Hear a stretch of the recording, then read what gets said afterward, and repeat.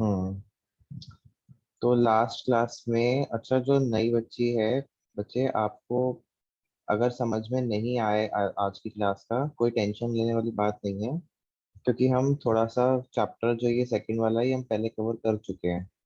तो आगे चल के आपकी जो क्लासेस होंगी, एक आपका ही कवर करवा देंगे चैप्टर। आज जो पढ़ाएंगे उसको थोड़ा थोड़ा समझ में अगर कुछ नहीं आता है तो मुझसे पूछ लेना। ठीक ओके है। सर। Yes sir. और बाकी टेंशन लेने वाली बात नहीं है, अगर कुछ समझ में नहीं आए तो। Okay sir. ठीक है। सो हमने लास्ट क्लास में डिस्कस किया था बोर्स मॉडल, है ना। बोर्स मॉडल हमने पढ़ लिया था। हाँ, ये था बोर्स मॉडल। और हमने ये देखा था कि बोर्स मॉडल में कुछ क्वांटिटेटिव रिलेशनशिप्स थी। बोर ने कुछ फॉर्मूलाज दिए थे, उन्होंने energy of electron in a particular orbit, इसका एक उन्होंने एक इक्वेशन दी थी। ऑर्बिट की रेडियस निकालने के लिए इन्होंने एक्सप्रेशन दिया था। ठीक है। वेलोसिटी कितनी होगी इलेक्ट्रॉन की किसी पर्टिकुलर ऑर्बिट में, उन्होंने उसका रिलेशन भी हमको ये दे दिया था। तो तीन चीजें यहाँ से हमने देखी थी, radius of the orbit, energy of the orbit या फिर energy of the electron, both are same things, and velocity of the electron. ठीक है। तो ये तीन अलग अलग यूनिट्स में हमने एनर्जी को कैलकुलेट करा था। तो आपको ये वाली वैल्यू याद नहीं करनी है, ठीक है। ये वैल्यू इतनी इंपॉर्टेंट नहीं है याद करनी। जो आपको याद करना है वो आपको ये तीन याद करना है। ये जो तीनों आपका इस बॉक्स में तीनों वैल्यूज हैं अलग अलग यूनिट्स में, ये आपको याद करनी है। ठीक है। तो इसमें जो डेरिवेशन है कि ये कहाँ से आई ये वैल्यूज, वो डेरिवेशन एनसीईआरटी के सिलेबस में ऑल्दो नहीं है। बट अगर तुम लोग किसी दिन चाहो तो उसको हम लोग अलग से डिस्कस कर लेंगे, फिलहाल के लिए वो एनसीईआरटी में नहीं है। ठीक है। तो डेरिवेशन उसका जो कहाँ से आया ये फॉर्मूला, उसमें हम इतना ज्यादा ध्यान नहीं देंगे।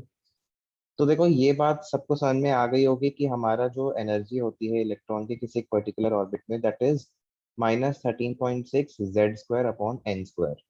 ठीक है। This is the formula for calculating the energy of electron in the orbit. Z is the atomic number of that element and n is the orbit number। ठीक है, 1 2 3 4 एक्सेट्रा। तो अब आपको एनर्जी का इक्वेशन पता चल गया है किसी एक पर्टिकुलर ऑर्बिट की। तो क्या अब आप दो ऑर्बिट्स के बीच का एनर्जी डिफरेंस निकाल सकते हो या नहीं निकाल सकते इस फॉर्मूले से? निकाल। निकाल सकते हो ना। तो इसलिए हमने क्या किया, अब हम आते हैं इस वाले पेज पर। तो आप कैसे निकालोगे, जैसे अगर आपका ट्रांजिशन n = 2 से n = 1 में अगर आपका ट्रांजिशन हो रहा है, ठीक है, तो आपको ये बताना है कि कितनी एनर्जी का चेंज हुआ इसमें।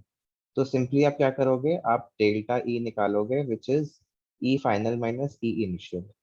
तो 2 से 1 में जा रहा है, मतलब 2 आपका इनिशियल है और 1 वाला आपका फाइनल है। ठीक है। तो सिंपली आप क्या करोगे, अगर आपको चेंज इन एनर्जी निकालना है विच इज डेल्टा ई, सो आप सिंपली क्या करो, E1 माइनस E2 कर दो, आपके पास चेंज इन एनर्जी मिल जाएगी आपको। ठीक है। ये एक सिर्फ एक एग्जाम्पल है, this is just an example, बताने के लिए कि हम डेल्टा ई कैसे निकालते हैं। तो डेल्टा ई में अगर आप इस तरीके से एनर्जी डिफरेंस से निकाल सकते हो, तो आपके पास इस तरीके की इक्वेशन जो है वो फॉर्म हो जाती है। ये जूल में है, अगर आप इलेक्ट्रॉन वोल्ट वाला इक्वेशन यूज कर रहे हो तो फिर वो 13.6 हो जाएगा उसकी जगह पर। ठीक है। 13.6 इस वैल्यू की जगह यूज कर दो तो फिर वो आपकी जो एनर्जी है वो इलेक्ट्रॉन वोल्ट में आ जाएगी। ठीक है। बाकी ये अंदर वाली चीज सेम रहेगी। अब एक चीज और मुझे इसमें जो बतानी है वो ये है कि एनर्जी का फॉर्मूला सबको पता है क्या होता है वेवलेंथ के टर्म्स में, hc/λ। ये भी हम लोगों ने पहले डिस्कस किया था। ऋषा, ये हम लोगों ने पहले डिस्कस किया था कि एनर्जी जो है वो hc/λ होती है किसी भी लाइट रेडिएशन के लिए। ठीक है। तो वो आप थी नहीं पहले, तो इसलिए अब मैं बता देता हूँ। एनर्जी का जो फॉर्मूला होता है वो hc/λ होता है। तो ओके सर। यहाँ से आप इस फॉर्मूला से आप क्या कर सकते हो, आप लैम्डा की वैल्यू निकाल सकते हो। एच सी क्या होता है, H is Planck's constant, C is the speed of light.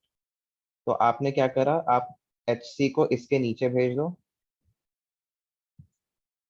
ठीक है। तो आपको क्या मिल जाएगा, आपको 1/λ मिल जाएगा।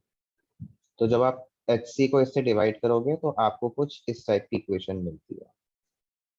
ठीक है, so this formula is used for calculating the wavelength of light absorbed or radiated when electron jumps from one energy level to another energy level. Z क्या है यहाँ पर, एटॉमिक नंबर है। N1 और N2 क्या है आपके, इनिशियल और फाइनल स्टेट्स। और RH क्या होता है, RH जो है it is a constant which is called Rydberg constant. ठीक है, ये इसका नाम है। और ये जो इसका एक्सप्रेशन है इसको याद नहीं करना।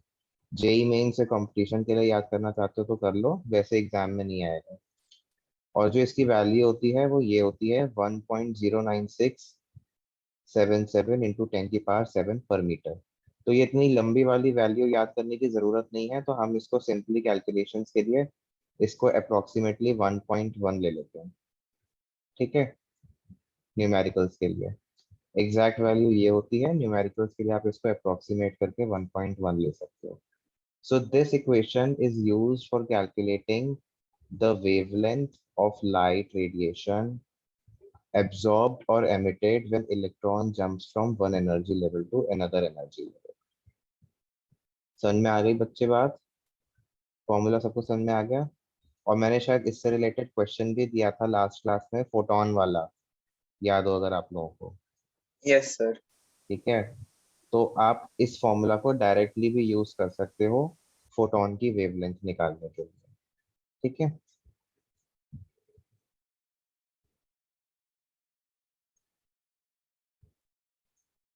ये क्वेश्चन कर लिया था मेरे ख्याल से सबने।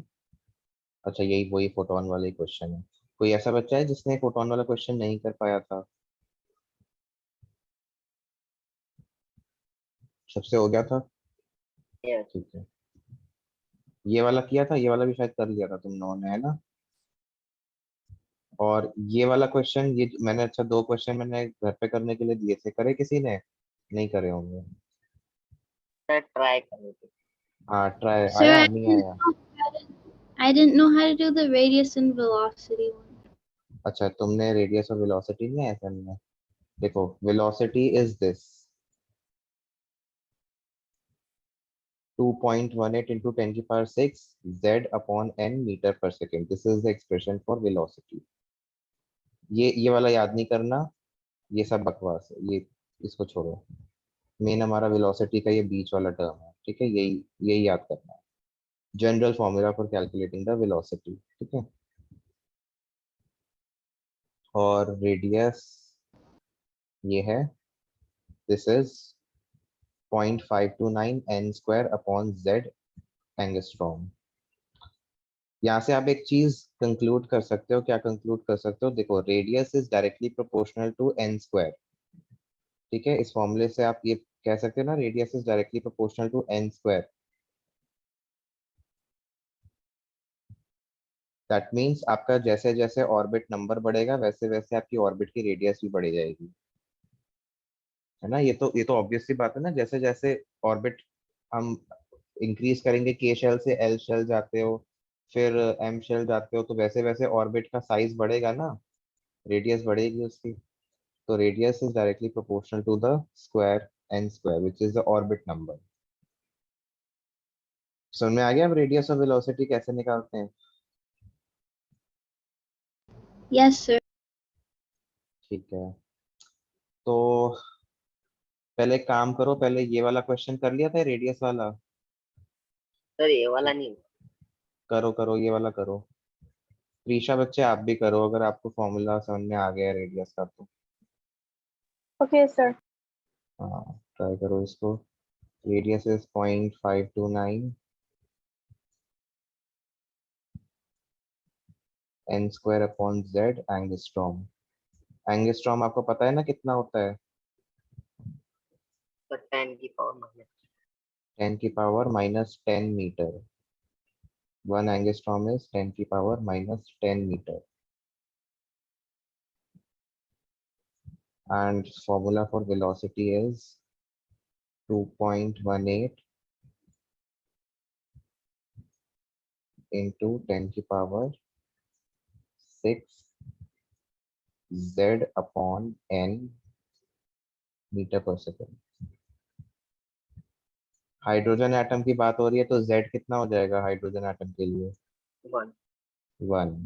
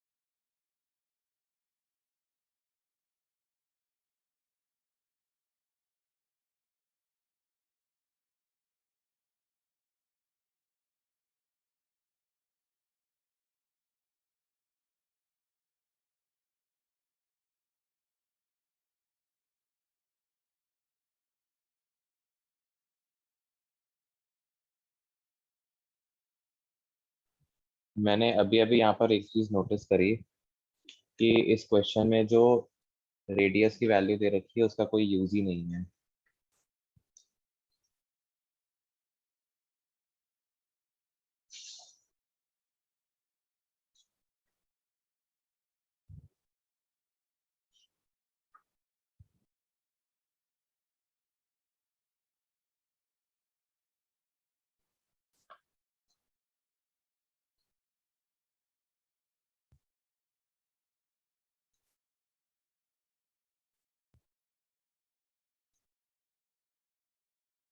The velocity है क्या है आंसर?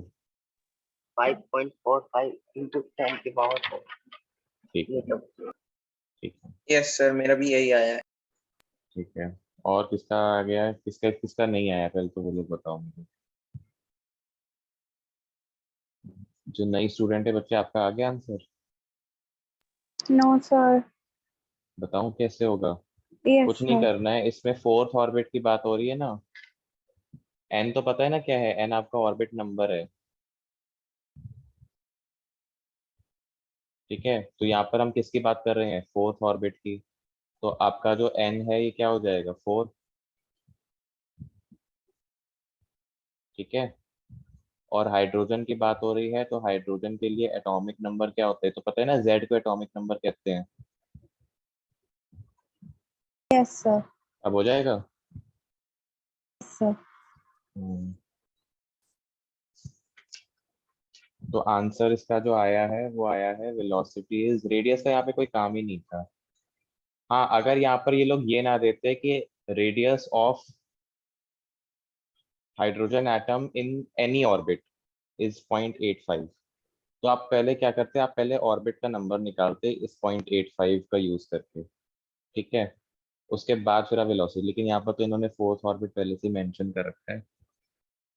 चलो फिर एक अगला क्वेश्चन करो। अ, मैं क्वेश्चन लिख देता हूँ ये, चलो ऐसे ही। आपको कैलकुलेट करना है, you have to calculate the radius of third orbit of helium plus ion. Third orbit ना? Third orbit of helium plus ion, okay sir. ठीक है। हीलियम प्लस है He प्लस, और इसकी जो थर्ड ऑर्बिट है उसकी आपको रेडियस निकालनी है।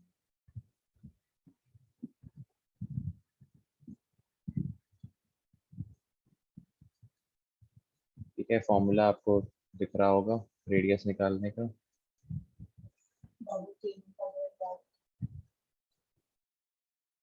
सर He एटम था या He प्लस आयन था? He प्लस आयन है। ओके उससे कोई फर्क नहीं पड़ता, Z की वैल्यू और N की वैल्यू चेंज नहीं होगी। हीलियम का एटॉमिक नंबर 2 होता है तो 2 ही लोगे। Okay sir.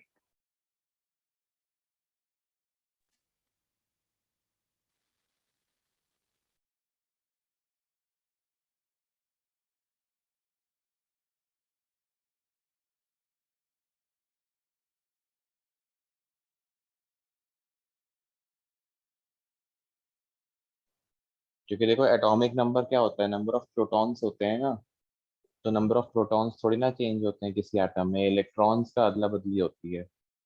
इसीलिए एटॉमिक नंबर हमेशा सेम रहेंगे, चाहे आप एटम लो या फिर आप उसका कैटायन एनायन ले लो।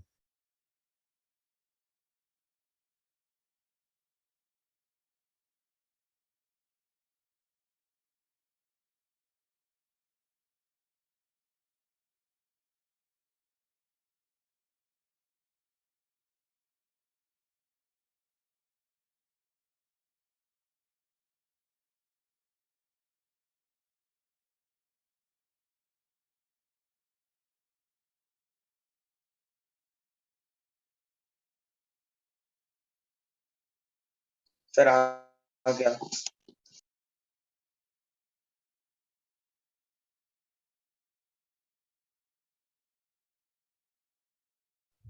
क्या आया है? Sir 1.19 into 10 raised to power -10 metre या फिर 1.19 एंगस्ट्रॉम। थर्ड ऑर्बिट की रेडियस 1.19 एंगस्ट्रॉम। Yes sir. देखते हैं, बाकी लोग बताओ। मेरा तो 2.385 into 10 की पावर 2.38 है। ठीक है, ये 2.38 Sir, सही me आंसर है। too. I got 2.38 also. हाँ 2.38। अर्नब देखो क्या गलती करी है तुमने। अच्छा नहीं सर, वो मैंने उसको 2 स्क्वायर ले लिया उसके फॉर्मूला।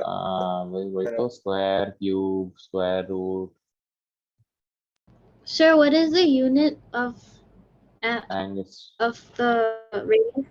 एंगस्ट्रॉम। ये Okay. ए के ऊपर एक छोटा सा सर्कल। और बाकी क्या नाम है उसका, प्रीशा आपका आ गया आंसर बच्चे रेडियस का? Yes, sir, I'm doing. 2.38 angstrom है ना? Yes, sir. ठीक है, चलो फिर यानी रेडियस निकालना आ गया तुम लोगों को। एक कुछ वेलोसिटी वाला क्वेश्चन भी दे दें क्या?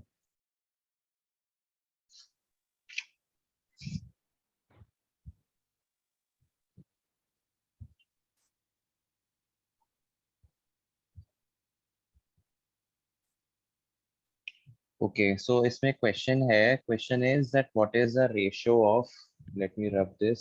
ईशान,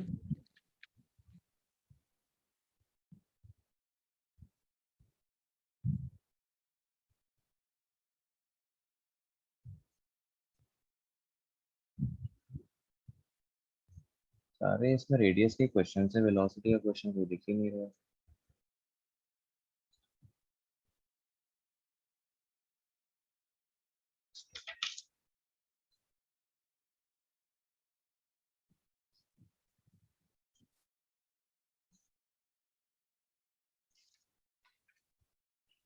क्वेश्चन है what is the ratio of the radius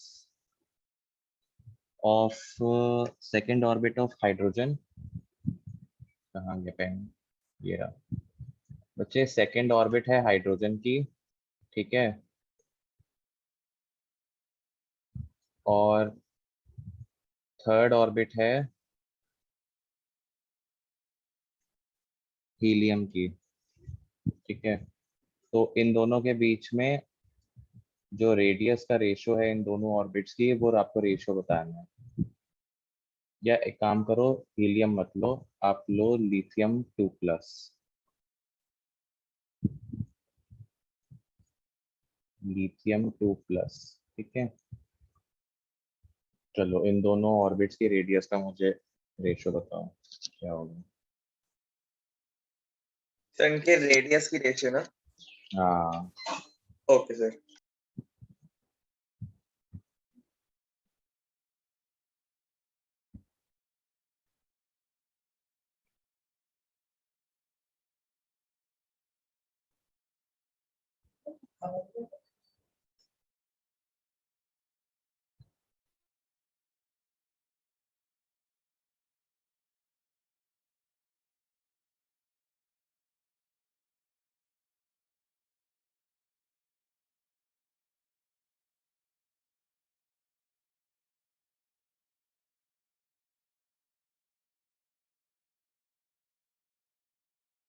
Sir, 4/2.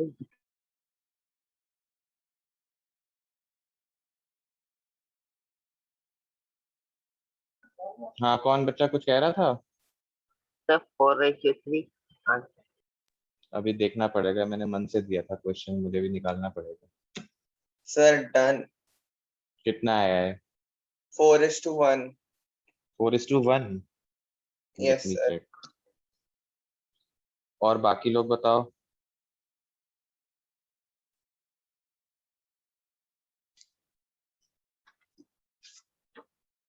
आज अभिनीत नहीं आया ना क्लास में? अच्छा, अब आ रहा है, देखो उसका जैसे ही नाम लिया आ गया वो।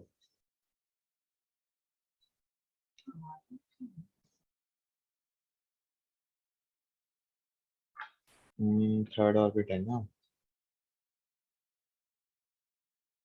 ठीक है, 4:1 सही आंसर है। Sir, can you देखो, सेकेंड ऑर्बिट ऑफ हाइड्रोजन है, तो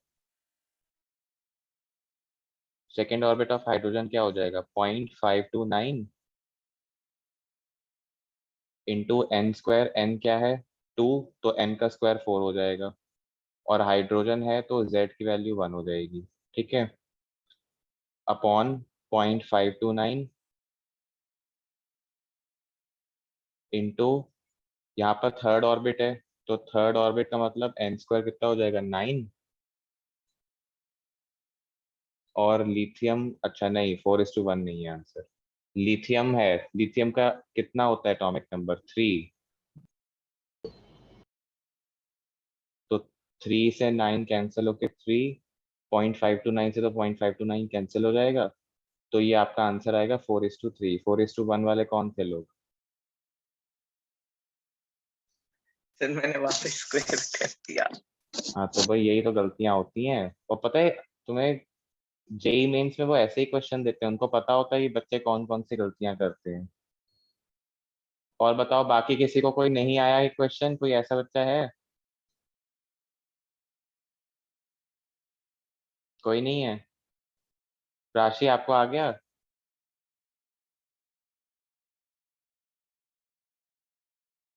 हेलो? आवाज ही नहीं आ रही। सर मैंने लेट ज्वाइन किया, मैं भी कर रहा हूँ। तुम कर रहे हो? Yes sir. अच्छा, आज लेट कैसे हो गए तुम? सर मैं ट्रैवल कर रहा था कहीं, मतलब वापस घर आ रहा था तो जस्ट अभी पहुंचा। मतलब शहर से बाहर से आ रहे थे? सर शहर की बात नहीं, लाइक थोड़ा गया था मतलब अच्छा, कहीं मतलब शहर किसी के अंदर से ही रिलेटिव्स के घर। घर पे जा रहे यस सर। थे। अच्छा अच्छा।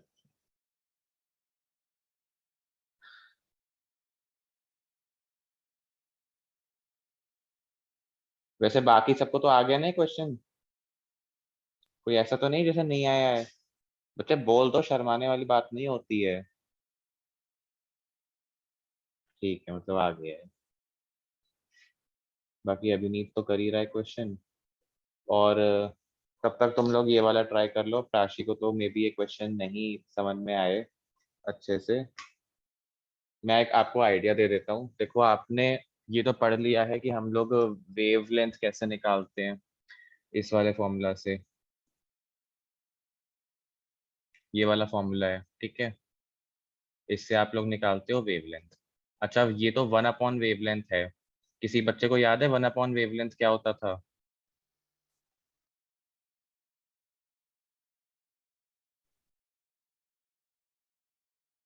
हम्म 1 अपॉन वेवलेंथ क्या होता था, याद है किसी को?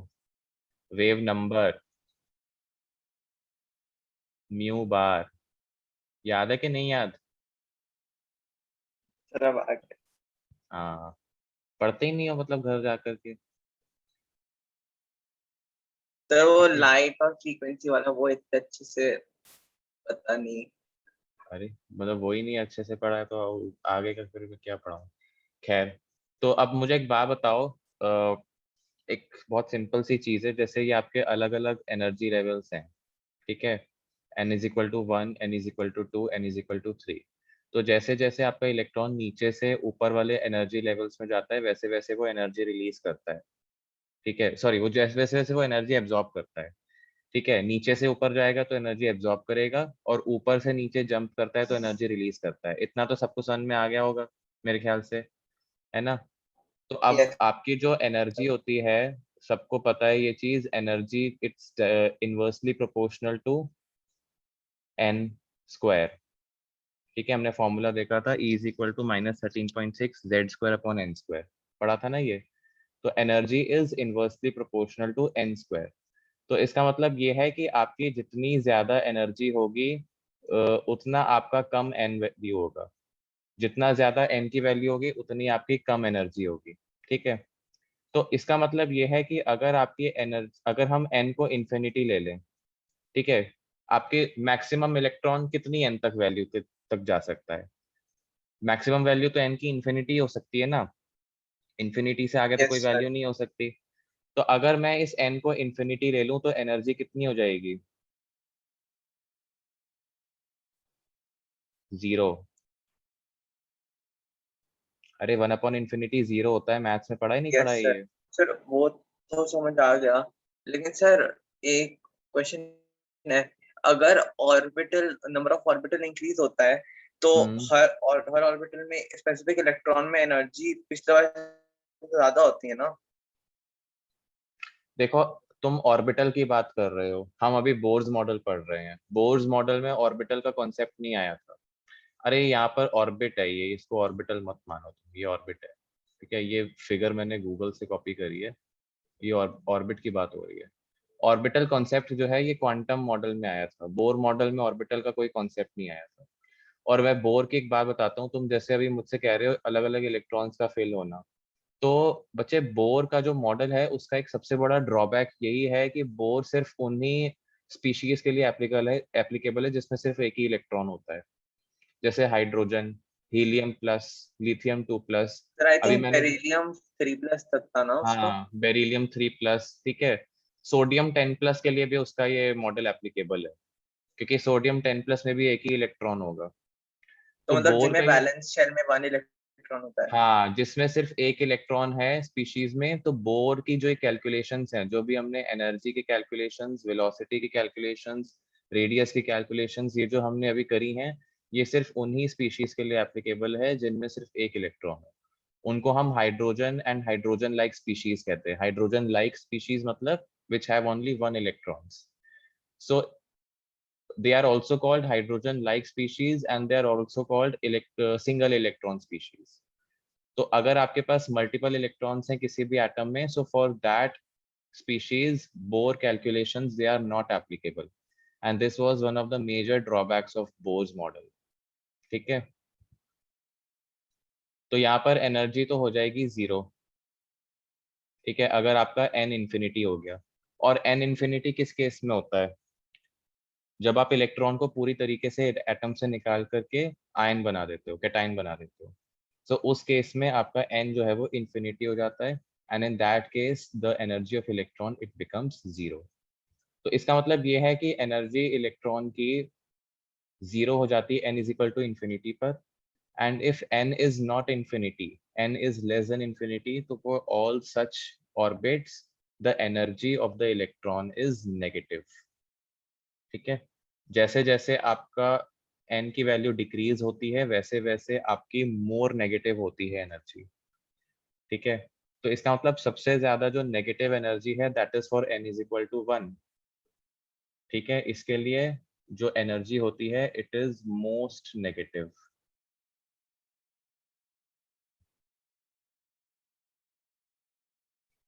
और जैसे जैसे आप 2, 3, 4 पे जाओगे वैसे वैसे ही आपका जो वैल्यू होती है वो रहेगी तो नेगेटिव ही, लेकिन वो वैल्यू डिक्रीज कर जाती है, ठीक है। अच्छा, एनर्जी का यहाँ पे मोस्ट नेगेटिव होने का मतलब क्या है कि सबसे कम एनर्जी है ये, क्योंकि अगर आपके नेगेटिव के साइन के साथ वैल्यू ज्यादा होती है that means it is the smallest value, yes और नो। Yes, sir. तो मैंने बताया भी था लास्ट क्लास में that if you have least energy that means you have maximum stability. ठीक है, कनीशा ने शायद एक डाउट पूछा था, उसके लिए मैंने बताया था that if you have least energy you have maximum stability and stability of electron is maximum when it is closest to the nucleus. So that's why n is equal to 1 में most negative energy होती है, क्योंकि n is equal to 1 जो है it is the closest orbit to the nucleus and it is most stable in n is equal to 1. ठीक है, n is equal to 1 को इसीलिए हम ग्राउंड स्टेट भी कहते हैं। तो इलेक्ट्रॉन आपका अगर एक्साइटेड स्टेट में चला भी जाता है एनर्जी एब्जॉर्ब करके, तो वो वहां पर रहता नहीं बिल्कुल भी, वो तुरंत वापस आ जाता है अपनी ग्राउंड स्टेट। इट देयर, तो हम आप कई कई बुक्स में आप देखोगे ये आपको स्टेटमेंट मिलेगी that if an electron absorbs energy and it goes to the higher energy levels, so it quickly comes back and it remains there for an infinitesimal amount of time. ठीक है, इस word का मतलब क्या है कि मतलब बिल्कुल ही ना के बराबर टाइम के लिए वो वहां पे रहता है, तुरंत वापस आ जाता है। तो रीजन क्या है, क्योंकि वहां पर इलेक्ट्रॉन स्टेबल नहीं रहता, उसकी एनर्जी इंक्रीज हो जाती है। ठीक है, so that's why your electron has negative energy. यहाँ पे मैंने शायद अच्छा ये बना भी रखा है। तो एनर्जी इसलिए क्यों होती है नेगेटिव की, क्योंकि फ्री इलेक्ट्रॉन की एनर्जी जो कि n is equal to infinite में, फ्री इलेक्ट्रॉन का मतलब अगर आपका electron n is equal to infinity पे है, so that is your free electron. क्योंकि जब आपका electron n is equal to infinite में चला जाएगा तो it will be having almost negligible interaction with nucleus, है ना, यस और no. n is equal to infinity में अगर आपने Yes, sir. भेज दिया अपने इलेक्ट्रॉन को तो बिल्कुल ही न्यूक्लियस के साथ इंटरेक्शन खत्म हो जाएगा। तो न्यूक्लियस के साथ जब इंटरेक्शन खत्म हो जाता है तो उसको फिर हम फ्री इलेक्ट्रॉन कहते हैं। और जब ये फ्री इलेक्ट्रॉन रेस्ट पे होता है तो उसकी जो एनर्जी होती है वो होती है 0। ठीक है, काइनेटिक एनर्जी उसमें हो सकती है, लेकिन हम अभी यहाँ पर क्या बात कर रहे हैं, हम रेस्ट की बात कर रहे हैं। तो रेस्ट में तो काइनेटिक एनर्जी वैसे ही 0 होती है। तो जैसे जैसे न्यूक्लियस के पास आएगा आपका इलेक्ट्रॉन, वैसे वैसे उसका जो मैग्नीट्यूड होता है एनर्जी का वो इंक्रीज करता है, लेकिन सिर्फ उसकी वैल्यू इंक्रीज करती है नेगेटिव साइन के साथ। ठीक है, मैग्नीट्यूड इंक्रीज करेगा, वैल्यू इंक्रीज करेगी, लेकिन वो नेगेटिव साइन के साथ इंक्रीज करता है। तो अगर नेगेटिव साइन के साथ आपकी वैल्यू इंक्रीज कर रही है, इसका मतलब ओवरऑल वो एनर्जी डिक्रीज ही कर रही है, क्योंकि उस पर नेगेटिव साइन लगा हुआ है। तो इसीलिए n इज इक्वल टू 1 के लिए सबसे ज्यादा मैक्सिमम नेगेटिव एनर्जी होती है, मतलब सबसे लीस्ट एनर्जी होती है, और सबसे ज्यादा स्टेबल होता है वो n इज इक्वल टू 1। ठीक है, तो अब हम बात करते हैं कि बोर मॉडल की क्या लिमिटेशंस थी। बोर्स की लिमिटेशंस थी कि एक तो मैंने बता ही दिया that it is applicable only for hydrogen and hydrogen like species. Hydrogen like species means which contain single electron, जैसे हाइड्रोजन, हाइड्रोजन में एक ही इलेक्ट्रॉन होता है। ऐसी हीलियम प्लस में भी एक ही इलेक्ट्रॉन होता है। ठीक है, लिथियम 2+, इसमें भी आपका एक ही इलेक्ट्रॉन होता है। और बेरिलियम 3+, तो ये सारे के सारे जो स्पीशीज हैं इनमें एक ही इलेक्ट्रॉन है। तो बोर्स मॉडल सिर्फ इन्हीं तरीके की स्पीशीज के लिए एप्लीकेबल है, मल्टी इलेक्ट्रॉन स्पीशीज के लिए एप्लीकेबल नहीं है।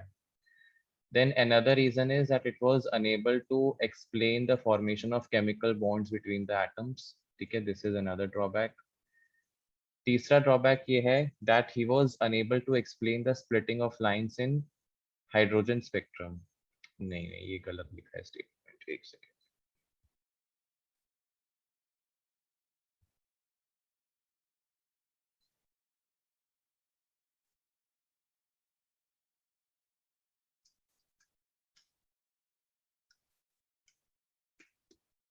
ठीक है, अब सही है।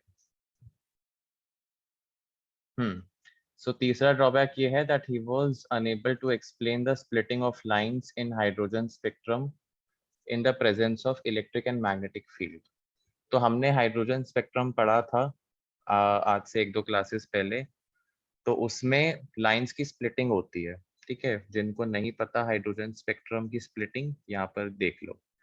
ठीक है, ये आपका हाइड्रोजन स्पेक्ट्रम है। तो हाइड्रोजन में जब इलेक्ट्रॉन एक्साइट करते हैं या वापस आते हैं तो इस तरीके से वो स्पेक्ट्रम शो करता है। एनर्जी जब रिलीज होती है और एब्जॉर्ब होती है तो इस तरीके से लाइंस की स्प्लिटिंग होती है हाइड्रोजन स्पेक्ट्रम में। तो अगर हम हाइड्रोजन स्पेक्ट्रम को इलेक्ट्रिक या मैग्नेटिक फील्ड की प्रेजेंस में शो करते हैं तो थोड़ा सा अलग सा स्पेक्ट्रम शो होता है, उसमें स्प्लिटिंग अलग तरीके से होती है। और बोर जो है अपने एटॉमिक मॉडल के थ्रू इलेक्ट्रिक फील्ड और मैग्नेटिक फील्ड की प्रेजेंस को एक्सप्लेन नहीं कर पाए, इसीलिए बोर का मॉडल वहां पर डिस्कार्ड हो जाता है। ठीक है,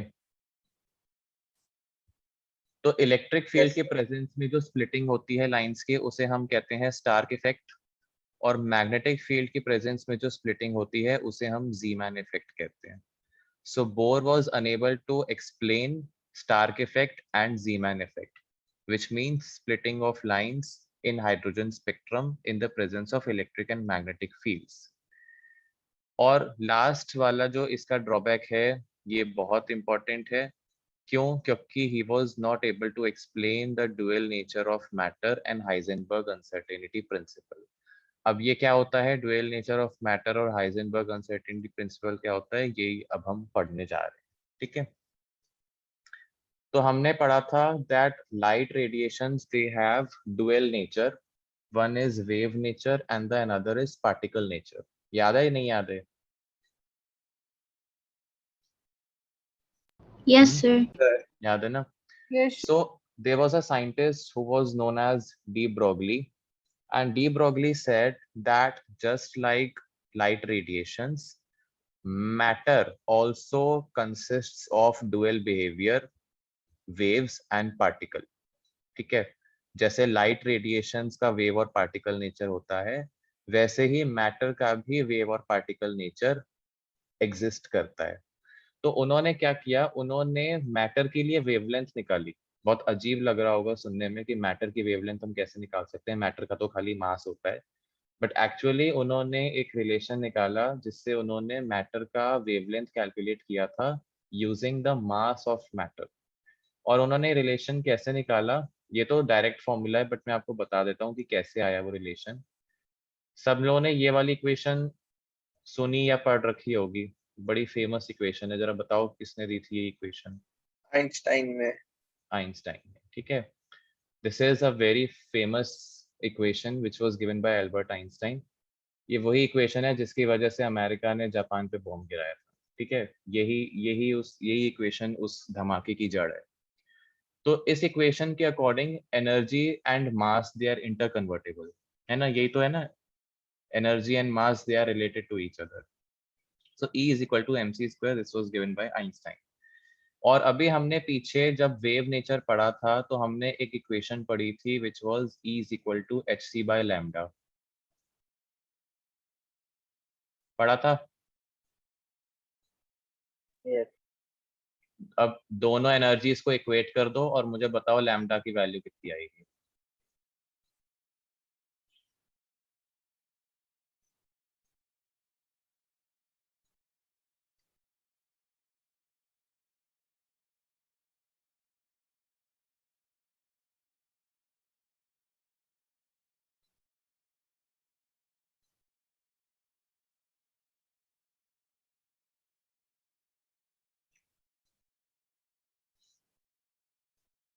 तो लैम्डा जो है वो Sir, h अपॉन mc आ रहा होगा, यही आ रहा है सबका, h अपॉन mc। ठीक है, अब यहाँ पर c क्या Yes. है, c है स्पीड ऑफ लाइट, लेकिन यहाँ पर हम बात किसकी कर रहे हैं, हम यहाँ पर मैटर की बात कर रहे हैं। तो मैटर की जो स्पीड है वो तो स्पीड ऑफ लाइट के इक्वल नहीं हो सकती, है ना? तो इसीलिए हमने इस c को v से रिप्लेस कर दिया। v क्या है, v is the velocity of matter. तो हमारी जो इक्वेशन फाइनल आई that was lambda is equal to h upon mv, which is your this equation. ठीक है, तो इस तरीके से अगर आपको मैटर का मास पता है और अगर आपको मैटर की वेलोसिटी पता है तो you can find out the wavelength of matter. ठीक है, अच्छा ये है मास इनटू वेलोसिटी, ये जो डिनोमिनेटर में टर्म है। और कोई मुझे बता सकता है मास इनटू वेलोसिटी क्या होता है? मोमेंटम। मोमेंटम। मोमेंटम का मतलब टी, पी से ही तो रिप्रेजेंट करते हो। तो आप ये भी लिख सकते हो that lambda is equal to H upon T. ठीक है, so this is the equation for calculating the wavelength of a matter. समझ में आ गई सबको? तो आप इस इक्वेशन से हम ये कह सकते हैं that matter also behaves like wave, matter also has wave like nature. But आपको एक क्वेश्चन के थ्रू अब ये चीज पता लग जाएगी। एक बार ये क्वेश्चन है, इस क्वेश्चन को सॉल्व करो और जरा वेवलेंथ निकालो बॉल की।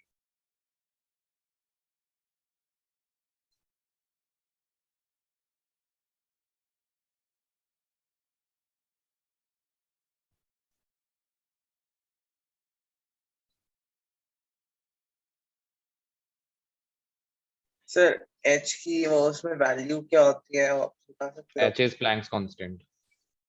हो? वो उसकी वैल्यू उसकी वैल्यू भूल गए तुम लोग? भाई बहुत सर भुलक्कड़ हो। 6.63। 6.63 नहीं इंटू सर, याद 10 आया, की। 6.66 into 10⁻³ joules। हाँ ठीक है, this is the value of Planck's constant. तो 10⁻³ की वैल्यू में थोड़ा कंफ्यूजन हो गया था। मुझे कंफ्यूजन नहीं रखना ना। पता है इन वैल्यूज को याद करने का, फॉर्मूला याद करने का सबसे अच्छा तरीका क्या होता है? इनसे रिलेटेड ज्यादा से ज्यादा क्वेश्चंस प्रैक्टिस करो, अपने आप याद हो जाती है। इनको बैठ के ना अलग से रटना नहीं होता है, क्योंकि मैंने आज तक कभी फॉर्मूले नहीं रटे ऑनेस्टली। मैंने हमेशा क्या करे थे, क्वेश्चंस प्रैक्टिस करे थे, क्वेश्चंस प्रैक्टिस करते करते अपने आप याद हो जाते हैं। ओके हम्म, सर आ गया आंसर। क्या आया है? सर ये 6.8 मीटर यार यूनिट में। तो मुझे भी देखने दो। यही आया है, केजी में है ये तो, मास, और ये मीटर पर सेकंड है। हाँ ठीक है, हाँ तो यही आएगा, यही आ जाएगा। और सर यूनिट मीटर होगी होगा यूनिट। मीटर। ठीक है, यूनिट मीटर हो जाएगी। एंगस्ट्रॉम में अगर कन्वर्ट करना चाहते हो तो ज्यादा से ज्यादा क्या हो जाएगा, 6.63 इंटू 10⁻⁻24 एंगस्ट्रॉम, है ना? अब आप मुझे एक बात बताओ, ये वैल्यू कितनी छोटी है?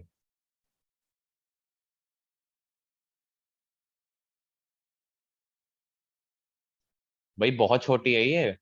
ऑलरेडी एंगस्ट्रॉम एक बहुत ही छोटी यूनिट है, उसमें भी हमारी वैल्यू 10⁻⁻24 आ रही है ना? तो ये वैल्यू यस सर। बहुत ही ज्यादा छोटी है। तो इसीलिए ये इतनी ज्यादा छोटी वेवलेंथ आई है ना इस बॉल की। तो यहाँ से हम एक कंक्लूजन निकाल सकते हैं कि ये जो डी ब्रॉगली का जो ये पोस्टुलेट है कि matter can also behave like waves, this is generally not applicable for bigger objects. Bigger objects को हम लोग मैक्रोस्कोपिक ऑब्जेक्ट्स कहते हैं, MACRO। ठीक है, तो इसके लिए इतनी कम वेवलेंथ आती है कि हम लोग वेवलेंथ मैक्रोस्कोपिक ऑब्जेक्ट्स के लिए कंसिडर ही नहीं करते। हम लोग सिर्फ माइक्रोस्कोपिक ऑब्जेक्ट्स के लिए वेवलेंथ को कंसिडर करते हैं, क्योंकि एक तो उनकी वेलोसिटी बहुत ज्यादा Sir, होती है। हाँ we always take mass in kg, right? Yes, क्योंकि आपका प्लैंक्स कांस्टेंट जूल्स में है ना, this is given in SI unit, तो mass also you will have to take in SI unit. Okay. ठीक है, तो इसीलिए because this wavelength is very very small, ठीक है, so we almost take it as negligible for bigger objects. Smaller objects के लिए ऐसा नहीं होता। अब आप इसके लिए ये वाला क्वेश्चन करो।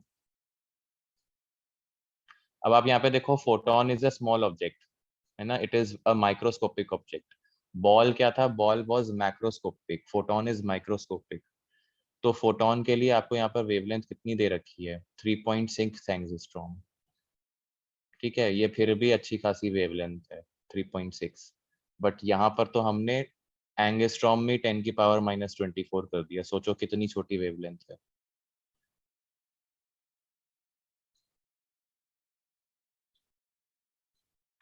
सर फोटोन है तो हम इसकी स्पीड लाइट की स्पीड से इक्वल ले सकते हाँ, हैं ना? फोटोन लाइट का ही पार्टिकल होता है, तो आपकी ये जो स्पीड आएगी ये लाइट की स्पीड होगी। Okay sir.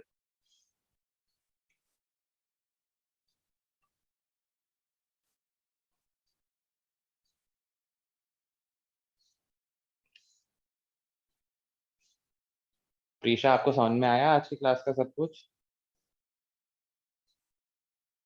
Yes sir. ठीक है, कोई कुछ पूछना हो तो बच्चे पूछ लेना आप। Sure sir. ओके।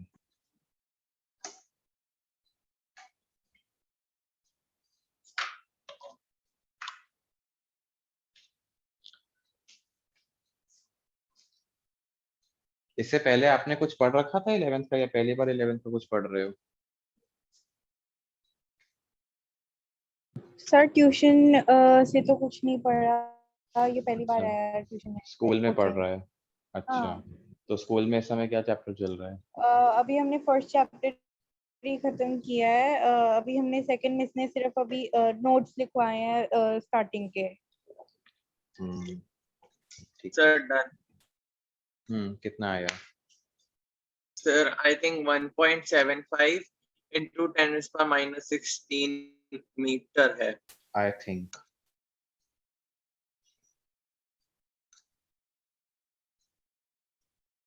थिंक का क्या मतलब है? वहाँ यही लिख के आओगे सर? आई यही थिंक आया है मतलब आंसर। मेरे को भी देखना पड़ेगा। और बाकी के बच्चे बताओ क्या आया है?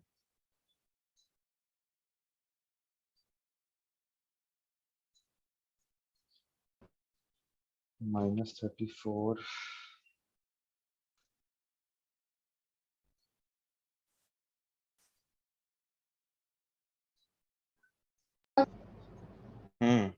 Sir, what was the answer?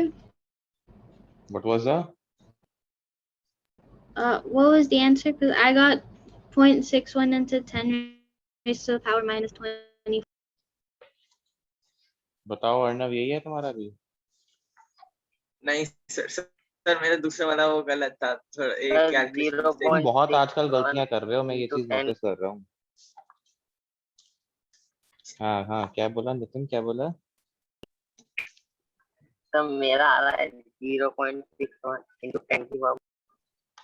अगर 0.61 आ रहा है तो 6.1 कर लो उसको साइंटिफिक नोटेशन।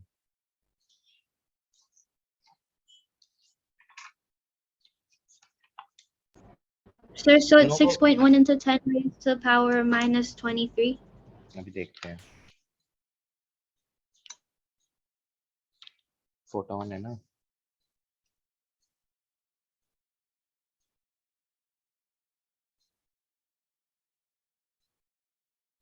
ये शायद एनसीईआरटी का क्वेश्चन है।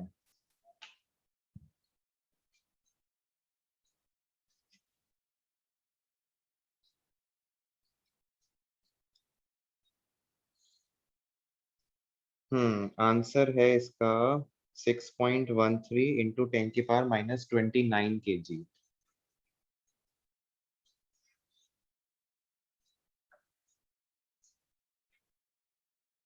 आ रहा है किसी का Sir, can you -29? show us?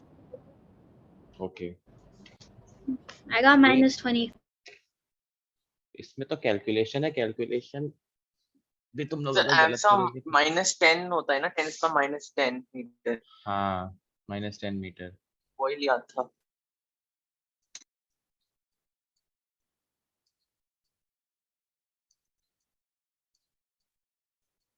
6.63 upon ये तो, अच्छा मास निकालना है ना, तो फॉर्मूला ये हो जाएगा m = h/λ/v। ठीक है, ये तो किसी को इसमें दिक्कत नहीं होगी। और लैम्डा है 3.6। कोई बात नहीं, मंडे को ये प्रॉब्लम सॉल्व हो जाएगी, गंदी हैंडराइटिंग वाली।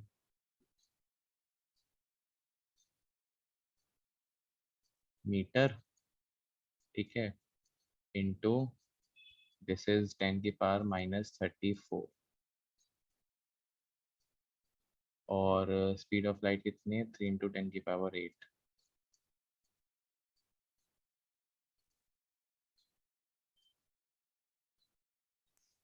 तो ये तो -2 हो जाएगा। Yes sir.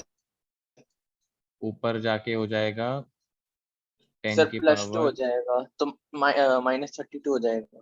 -32 हो गया ये, और इसको अब कैलकुलेट करना है तो ये आएगा आपका 6.63 divided by 3.6 divided by 3.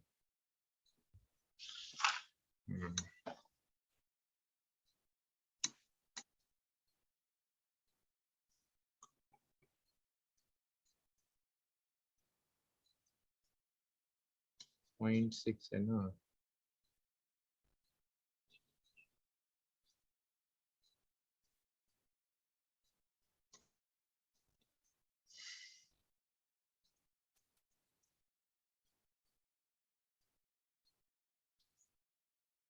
कितना आया था तुम लोगों का? सर 10 to the power -31 आएगा जो आप कर रहे हो उसमें। आना तो यही चाहिए, बट तो क्या एनसीईआरटी में गलत है आंसर? ये तो पॉसिबल ही नहीं कि एनसीईआरटी गलत हो। तो एक बार चेक करते हैं। सर एक बार नेट पे चेक कर लें, सेम क्वेश्चन। जहाँ तक है, क्योंकि एनसीईआरटी कभी गलत होती नहीं है।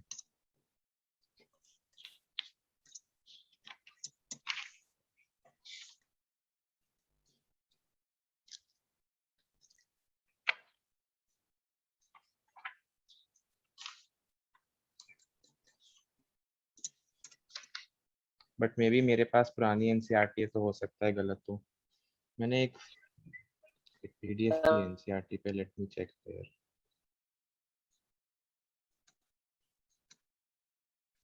सर इंटरनेट पे 0.61 × 10⁻32 किलोग्राम। हाँ, तो आंसर तो हम लोगों का भी यही है, वो हमारा भी ठीक है आंसर यही है, हमारा यही है फिर। सर। तो मैं- आपको तो 31 करना पड़ेगा ना, क्योंकि 0.6 हाँ, था, ये तो आपने उसको 31 हो 6 जाएगा पॉइंट ना। कर। हाँ, ये तो 31 हो जाएगा। तो मतलब यानी हमारा आंसर सही है, एनसीईआरटी का गलत है। Yes sir. मे बी मेरे पास, क्योंकि काफी पुरानी एनसीईआरटी है तो हो सकता है उसमें गलत हो, इन्होंने नई एनसीईआरटी में चेंज कर दिया होगा। नहीं, इन्होंने नई एनसीईआरटी में भी -29। चलो खैर, हमारा तो लेकिन सही है ना आंसर, बस फिर क्या यस टेंशन सर। है। ठीक है, चलो फिर बाकी फिर नेक्स्ट क्लास में देखेंगे क्वेश्चंस, इसके डी ब्रॉगली के और बोर के, वो मैं सेंड कर दूंगा। ठीक है, okay sir. Okay, bye. Bye bye, Okay. Thank you sir. Thank